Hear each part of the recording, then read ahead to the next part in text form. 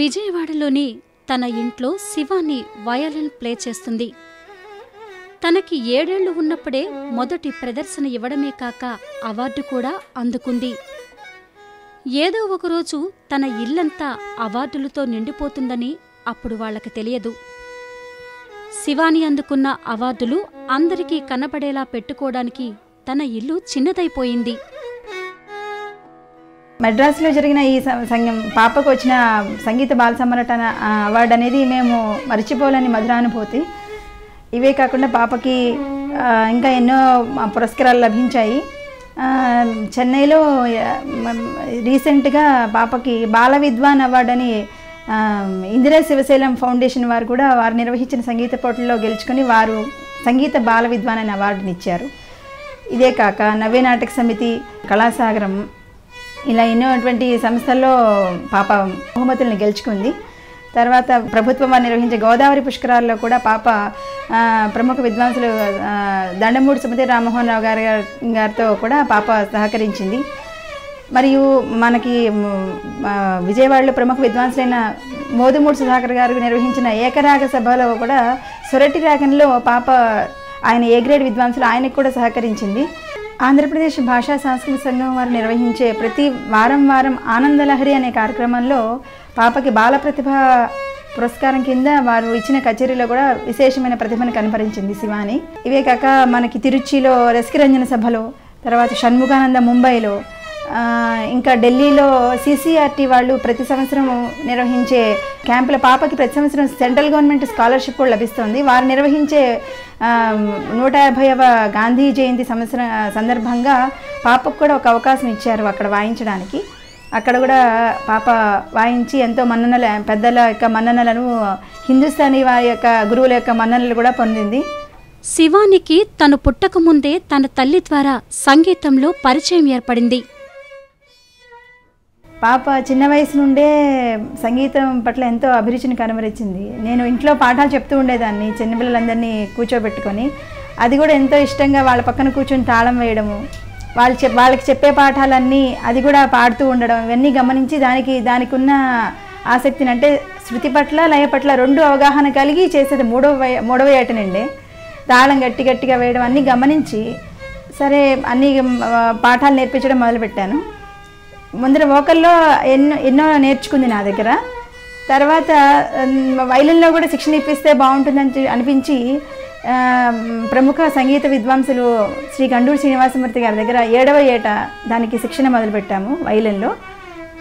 అప్పటి నుండి కూడా ఎంతో అంటే నేర్చుకుని చేర్పించిన వెంటనే గురువుగారు పిల్ల దగ్గర ప్రత్యేకమైన విషయం ఉన్నది, దీనికి సంగీతంలో మంచి అభివృద్ధి ఉంటుంది, ఖచ్చితంగా దీన్ని పైకి తీసుకురావాలని చెప్పారు మాకు తల్లిదండ్రులకి. మేము కూడా దానికి తగ్గట్టుగా ఇంట్లో సాధన చేయించడం కానీ అన్ని రకాల వసతులు కల్పించాము. అది కూడా దాని పట్ల ఆసక్తి ఉంది కాబట్టి ఎంతో సాధన చేయడం కానీ వినడం కానీ చిన్న వయసు నుంచే కచేరీలకి వెళ్ళటం, అవన్నీ వినడం, పెద్ద వాళ్ళందరివి వాటినన్నింటినీ ఆకలింపు చేసుకొని అది మళ్ళీ ఇంటికి వచ్చి అన్నీ సాధన చేసుకోవడం, ఇలా ఎన్నో రకాలుగా కృషి చేసింది. ఎన్నో మంచి అవకాశాలు ఊళ్ళో ఉన్న ప్రముఖ విద్వాంసులందరూ కూడా దానికి మంచి అవకాశాలు ఇచ్చారు. దానివల్ల ఎంతో అభివృద్ధి చెంది ఇప్పటికీ ఈ స్థాయికి ఎదిగాము. ఇంకా చేరవలసినది చాలా ఉన్నది.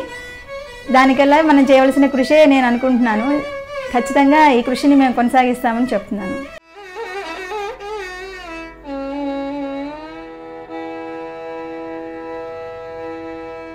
సంగీతంలో శివాని మొదటి క్లాస్ని గుర్తు చేసుకుంటూ తన తల్లి ఇలా అంటుంది.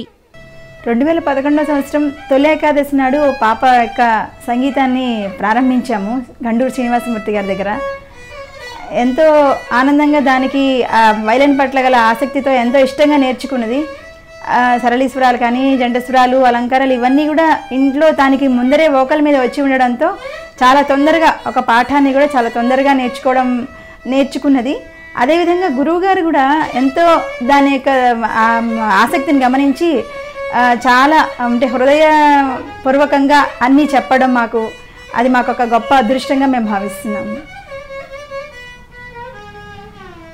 శివాని తన మొదటి ముఖ్య ప్రదర్శన కాకినాడ సంగీత గాన సభలో 9 ఏళ్ల వయసులో ఇచ్చింది. పాప గురువుగారి దగ్గర చేరిన 1.5 కాలంలోనే దీన్ని ఒక పోటీలకి పంపిస్తే బాగుంటుంది అని చెప్పి గురువుగారు కాకినాడ అభ్యుదయ ఫౌండేషన్ వారు నిర్వహించే సంగీత పోటీల్లో ఇన్స్ట్రుమెంట్ కేటగిరీలో వైలిన్ జూనియర్ కేటగిరీలో పంపించారు. అప్పుడు దాంట్లో ప్రథమ స్థానాన్ని దక్కించుకొని వాళ్ళు ఒక ఇచ్చిన కచేరీ అవకాశాన్ని చక్కగా మొట్టమొదటి కచేరీగా ఉపయోగించుకొని కాకినాడ వారి సరస్వతి గాన సభలో అభ్యుదయ ఫౌండేషన్ వారి సారథ్యంలో ఎంతో చక్కగా చేసింది. అప్పుడు బాదం మాధవరావు గారు వీళ్ళందరూ పెద్ద పెద్ద వారందరూ కూడా ఎంతో ఆశ్చర్యం పొంది, ఇంత చిన్న వయసులోనే 9 ఏళ్ల వయసులోనే మొట్టమొదటి కచేరీ పాప ఇంత అద్భుతంగా వాయించిందని చెప్పి ఎంతో ఆనందపడి పాపకి ప్రతి సంవత్సరం కూడా ఇక్కడ కచేరీలు ఇవ్వడం జరుగుతుందని చెప్పి వాళ్ళు ఎంతో ప్రోత్సహించారు. తర్వాత వారు 4,000 రూపాయల నగదు బహుమతిని కూడా వాళ్ళు అందజేయడం జరిగింది. ఆ తర్వాత ఇంకా వరుసగా హైదరాబాద్లో జరిగే కళాసాగరం పోటీ జూనియర్ విభాగంలోనూ, ఆ తర్వాత దాని వయసుకి మించినటువంటి సీనియర్ విభాగంలో కూడా రెండిట్లో కూడా ప్రథమ స్థానాన్ని గెలుచుకుంది పాప. తర్వాత మెడ్రాస్ మ్యూజిక్ అకాడమీలో వైలిన్ కేటగిరీలో మొదటి స్థానాన్ని, తర్వాత ఈ విధంగా వైజాగ్లో బీవీకే కాలేజ్ వారు నిర్వహించిన సంగీత పోటీల్లో ప్రథమ స్థానం, ఇలా ఎన్నో రకాల సభలలో కూడా వారు నిర్వహించే సంగీత పోటీల్లో ప్రథమ స్థానాన్ని పొందింది పాప. ఇవే కాక ఎక్స్రే అకాడమీ వాళ్ళు ఇచ్చిన బాల ప్రతిభా పురస్కారము, హైదరాబాద్ వారి కార్తికేయ గాన సభ వారు ఇచ్చిన విశేష ప్రతిభా పురస్కారం, Visakha music and dance academy వాళ్ళు నిర్వహించిన young talent upcoming violinist award, తర్వాత శంకర ఛానల్ వారు మనకి ఏ విధంగా అయితే పాడుతా తీగ ఈ సంగీత సినిమా పాటలు పోటీలు పెడతారో అదేవిధంగా మనకి సంగీతంలో కూడా శాస్త్రీయ సంగీతంలో కూడా వారు ఈ పోటీలు పిల్లలందరికీ నిర్వహించారు. ఆ పోటీల్లో అన్ని లెవెల్స్ని దాటుకొని వచ్చి ఫైనల్స్లో మొదటి స్థానాన్ని పొంది పాప సంగీత బాల సామ్రాట్ అనే అవార్డుని పొంది పాప నిత్యశ్రీ మహాదేవన్ అని మనకి తెలిసిన పెద్ద సంగీత విద్వాంసురాలు చేతి మీదుగా అందుకున్నది పాప. ఎంతోమంది ఆ రోజు మెడ్రాస్ మ్యూజిక్ అకాడమీ నారద గాన సభలో పాప ఫైనల్స్లో పాల్గొన్నది. దాని పర్ఫార్మెన్స్ చేసి అందరూ స్టాండప్ చేసి చాలా ఆనందంగా ఎంతో ఆనందమైన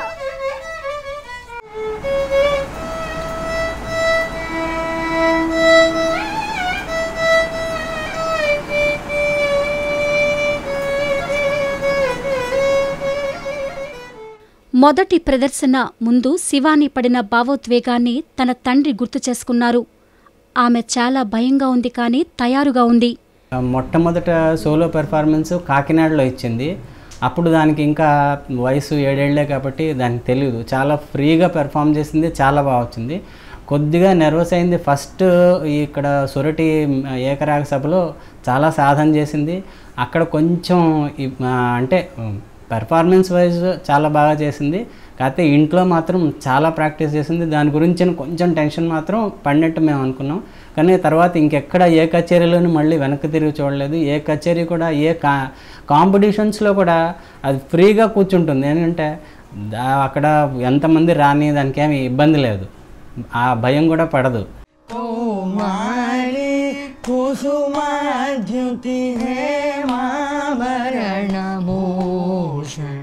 శివాని ఇప్పటిదాకా 300 ప్రదర్శనలు ఇచ్చింది. ప్రతి ప్రదర్శనలోనూ తనని తాను నిరూపించుకుంటూనే ఉంది. శివాని తల్లిదండ్రులు తను భవిష్యత్తులో చేయబోయే ప్రదర్శనల గురించి ముందే ప్రణాళికలు సిద్ధం చేస్తున్నారు. మా అమ్మాయి శ్రీపూర్ణ గాయత్రి శివాని తను 3వ ఏటన వాళ్ళ అమ్మగారి దగ్గర వినటం, ఆ పాడటం అవన్నీ చూసిన తర్వాత మేము ఒక ఆలోచనలోకి వచ్చాం. ఏంటంటే దానికి ఉన్న నాలెడ్జ్ని బట్టి మేము ఒక మంచి సంగీత విద్వాంసరాలు అవుతుంది అన్న ఆలోచన అందరూ వినటం చేయటం వల్ల అలా చేద్దామని అనుకున్నాము. సరే వాళ్ళ అమ్మగారి దగ్గర నేర్చుకోవటం, తర్వాత గురువుగారు గండు శ్రీనివాసమూర్తి గారి దగ్గరికి తీసుకెళ్ళటం, వైలిన్లో అది స్టార్ట్ చేయడం, ఇవన్నీ చేసిన తర్వాత ఏంటంటే దానికి ఒక మంచి విద్వాంసరాలు అవుతుంది అని ఒక ఇది ఉంది. ఆ నాలెడ్జ్ కూడా లోపల దానికి బాగా ఉంటుంది. ఏంటంటే దాంట్లోనే ఎక్కువగా కృషి చేద్దామని ఆలోచనలకు వచ్చాము. ఇంక ఇతరత్ర విషయాలకు వస్తే దానికి వోకల్ చాలా బాగా పాడుతుంది. ప్లస్ హాబీస్ కూడా వేరే హాబీస్ కూడా చాలా ఉన్నాయి. అది గేమ్స్ బాగా ఆడుతుంది, చెస్ కూడా ఆడుతుంది, వాళ్ళ అన్నయ్యతో పాటు షటిల్ ఆడుతుంది. షటిల్ చాలా ఇష్టం, షటిల్ కూడా ఆడుతుంది. స్కూల్లో గేమ్స్లో కూడా చాలా ప్రైజెస్ వచ్చినాయి దానికి. ఓవరాల్గా ఎల్ఐసి వాళ్ళు లాస్ట్ 2015 or 16 అనుకుంటా something, they have given best student award. LIC has given the best student award for this year అనమాట. ఆ ఇయర్లో ఇచ్చారు, ఓవరాల్ ఛాంపియన్.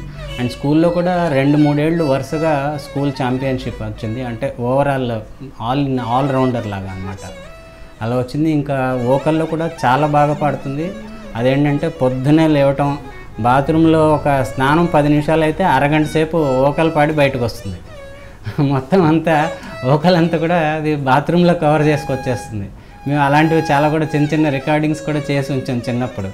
ఆ కాంపిటీషన్స్లో కూడా చాలా ఫ్రీగా చేసింది. అన్ని కాంపిటీషన్స్లో కూడా బాగా వచ్చినాయి. అన్ని కాంపిటీషన్స్ అది ఫస్టే వచ్చింది. ఇప్పటివరకు దేశంలో ఉన్న పెద్ద పెద్ద సంస్థలు నిర్వహించిన కాంపిటీషన్స్ అన్నింటిలో కూడా ఫస్టే వచ్చింది. అయితే మేము అనుకునేది ఏంటంటే ఇప్పుడు దాన్ని ఈ హార్డ్ స్టడీస్ కాకుండా, అంటే లైక్ ప్రొఫెషనల్ స్టడీస్ లేకుంటే ఇంజనీరింగ్స్ ఇవన్నీ కాకుండా దాని ఫీల్డ్ అది కాబట్టి ఇప్పుడు 10th చదువుతుంది. 10th అయిన తర్వాత ఇంటర్ తర్వాత దానికి మ్యూజిక్ రిలేటెడ్గా ఏ సబ్జెక్ట్స్ ఉన్నాయి, ఏ కోర్సులు ఉన్నాయి, ఏ యూనివర్సిటీలు ఉన్నాయి, ఎక్కడెక్కడ ఉన్నాయి అవి ఫైండ్ అవుట్ చేయడం, ఆ వేలో దాన్ని తీసుకెళ్తుందంటే అది దానికి ఒక మంచి ఉపయోగకరంగా ఉంటుంది. భవిష్యత్తుకి దానికి అదొక మొత్తం ఓవరాల్గా ఒక మంచి మ్యూజిషియన్ అవ్వడానికి దానికి అన్నిటికీ ఉపయోగపడే విధంగా దాని కోర్సులు డిజైన్ చేసినవన్నీ ఉన్నవి ఏవైతే ఉన్నాయో అవన్నీ దాన్ని పర్సూ చేసి దాన్ని చూస్ చేద్దామని మేము అలా డిసైడ్ చేసుకున్నాం.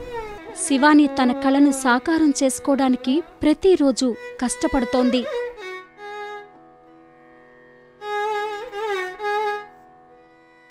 నేను ఏదైనా కచేరీకి వెళ్ళేటప్పుడు ఇంట్లో సాధన చేసుకుంటాను కంపల్సరీగా. వేరే కచేరీస్ ఉన్నా కూడా వాళ్ళని ఐటమ్స్ అడిగి సాధన చేసుకోవడం అలా చేస్తాను. ఇంట్లో సాధన చేసుకుని స్టేజ్ మీదకి వెళ్ళేటప్పుడు కొంచెం టెన్స్ అనిపిస్తుంది. కానీ ఒకసారి అనుకో కచేరీలోకి ఇన్వాల్వ్ అయితే దాన్ని ఎంజాయ్ చేస్తూ వాయిస్తాను. మిస్టేక్స్ వచ్చినా దాన్ని రెక్టిఫై చేసుకోవాలని చూస్తాను. అంటే ఎవరేమైనా అనుకుంటారు లేకపోతే అలాంటి ఫీలింగ్స్ లేకుండా దాని ఇంటికి వచ్చి మళ్ళీ రెక్టిఫై చేసుకొని అది నెక్స్ట్ టైం పర్ఫామ్ చేయకుండా చూస్తాను. అలాగే నేను కాకినాడలో పర్ఫామ్ చేసినప్పుడు అక్కడ మునుగంటి వెంకటరావు గారు వాళ్ళ నాన్నగారి స్మృత్యర్థం నాకు ఒక వైలిన్ ప్రెజెంట్ చేశారు. అది నేను ప్రస్తుతం వాడుకున్నాను. అలాగే ఎన్నో కచేరీల్లో కూడా అది చాలా ఉపయోగపడింది. అలాగే ప్రముఖ జ్యోతిష్య శాస్త్రవేత్త పిఏ రామన్ గారు నాకు ఒక వైలిన్ ప్రెజెంట్ చేశారు. ఇక్కడ లోకల్గా ఉన్న వాళ్ళందరూ నేనంటే ఎంతో అభిమానంగా మన శివాని అని ఆ పేరుగా పలకరిస్తూ నేను ఈ విజయవాడ పేరును నిలబెడతానని వాళ్ళు ఎంతో ఆనందంగా నమ్మకంగా నా మీద ఎన్నో ఆశలు ఉంచుతారు. అలాగే నేనంటే అందరికీ ఇష్టం ఒక మంచి నిర్ణయం ఉంది. అలాగే నేను చెన్నైలో వెళ్ళి సెటిల్ అవ్వాలని నా ధ్యేయం. అంటే చెన్నైలో ఎంతోమంది పెద్ద విద్వాంసులు ఉన్నారు, అభిషేక్ రఘురామ్ కానీ, అలాగే ఇలాంటి వాళ్ళందరినీ కలిసి వాళ్ళందరి దగ్గర నుంచి ఇన్స్పిరేషన్గా కొన్ని వాళ్ళు ఎలా సాధన చేసేవాళ్ళు, వాళ్ళు ఇంకా పైకి ఎలా వచ్చారు, ఈ విధంగా నేను వాళ్ళ దగ్గర సజెషన్స్ తీసుకొని నేను కూడా చెన్నైలో ఒక మంచి వయలినిస్ట్గా పేరు తెచ్చుకోవాలనుకుంటున్నాను. ఎన్నో సభలు ఉన్నాయి, పెద్దమైన కాంపిటీషన్స్ కూడా ఉన్నాయి. అందరి దృష్టిలో కూడా నేను అంటే ఎప్పుడు ఈ అమ్మాయి ఉంది, ఇప్పుడు ఎక్కడైనా కావాలంటే కంపెనీ కానీ సోలో కానీ ఫలానా అమ్మాయి ఉంది, సో ఈ అమ్మాయిని రిఫర్ చేయాలి, ఈ అమ్మాయి చాలా బాగా వస్తుంది అని ఒక నేమ్ తెచ్చుకోవాలని నా ఏమ. గొప్ప కళలకు సంసిద్ధత, దృఢ నిశ్చయం మరియు ప్రేరణ కావాలి. అలాగే నా రోల్ మోడల్ ఎంఎస్ గోపాలకృష్ణన్. నేను ఆయన నుంచి చిన్నప్పటి నుంచి మా నాన్నగారు ఆయన యొక్క సీడీస్ క్యాసెట్స్ తెచ్చేవాళ్ళు. నేను టేప్ రికార్డర్లో పెట్టుకుని అవి ఎన్నోసార్లు రిపీట్ చేస్తూ వాటిని వింటూ అవి ఇమిటేట్ చేయాలని చూసేదాన్ని. ఈ విధంగా నేను ఒక మంచి వైలనిస్ట్ అయ్యి గర్వం రాకుండా ఎప్పుడూ అందరి చేత మన్ననలు పొందుతూ అందరి దృష్టిలో ఒక మంచి వైలనిస్ట్, మంచి అమ్మాయి, మంచి ఆవిడ, అలా ఆ దృష్టితో వెళ్ళాలని నా ఆశ. శివానికి తన కుటుంబమే బలం. తన సంగీత ప్రయాణానికి బీజం వేసింది తన అమ్మే. శివానిని, సంగీతాన్ని వేరు చేసి చూడలేము. కామాక్షి కామాక్షి కామకోటి పీఠవాసి కామాక్షి కామకోటి పీఠవాసి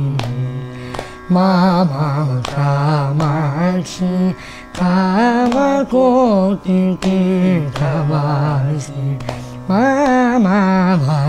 కామాక్షి కామకోటి పీఠవాసి కామాక్షి కౌమారి కౌమారి కౌమారి కుసుమాద్యుతి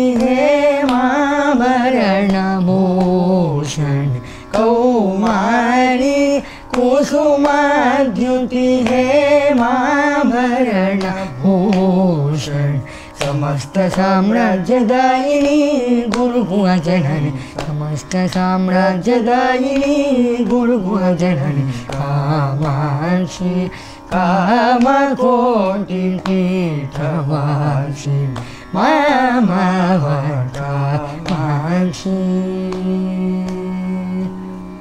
कमलेश सोदरी कमलाक्षि नारायणी कमलेश सोदरी कमलाक्षि नारायणी नादबिन्दुकला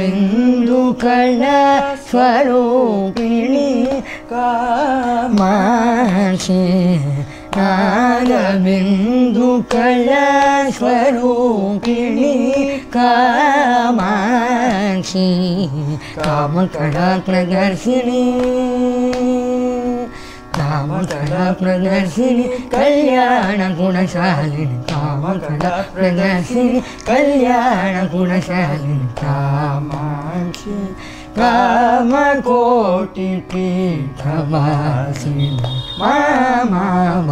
कामाक्षि